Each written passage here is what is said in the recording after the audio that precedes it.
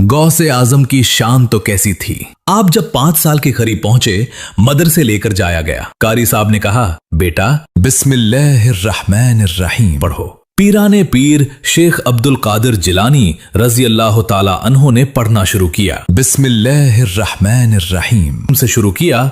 अलिफ लाम मीम से पहला पारा सुनाया, सयकूल से दूसरा सुनाया, तिलकर रसूल से तीसरा सुनाया। सुनाते सुनाते गौसे पाक ने पहली नशिस्त में जबानी 18 पारे सुना दिए। कारी साहब हैरान, बेटा इतने पारे पहली बारी में? और पढ़ो। कहा, मुझे इतने ही याद हैं। कहा, किधर से याद हो गए? कहा, मेरी माँ 18 पारों की हाफिजा थी। मैं माँ के पेट में था, माँ कुरान पढ़ती थी, मैं माँ के पेट में ही कुरान याद कर लेता था। ये एक एक्स्ट्रा ऑर्डिनरी सलाहियत है। ये अल्लाह करीम ने शानदार मकाम दिया शेख अब्दुल कादिर जिलानी को। मगर सीखने को क्या मिला? माँ हाफिजा थी ना, बच्चा पेट में था, माँ कुरान पढ़ती थी। आज बच्चा पेट में हो, माँ फिल्में देख रही है, माँ गाने सुन रही है। जो माँ बेपर्दा बाजार में घूम रही है, उसकी बच्चियों पर क्या असर पड़ेगा? प्लीज ऐ मेरे नौजवानों, ये तुम पर भी जिम्मेदारी है। सिर्फ ये ना देखो लड़की कैसी है। हमारे यहाँ एक ही कॉन्सेप्ट है, बस दिखने में अच्छी होनी चाहिए। अरे ये शक्लो सूरत,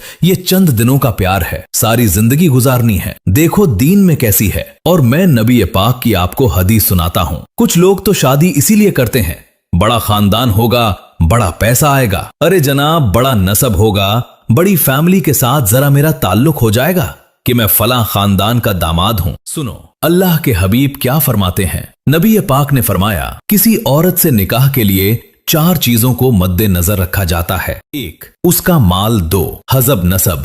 3, हुस्नो जमाल।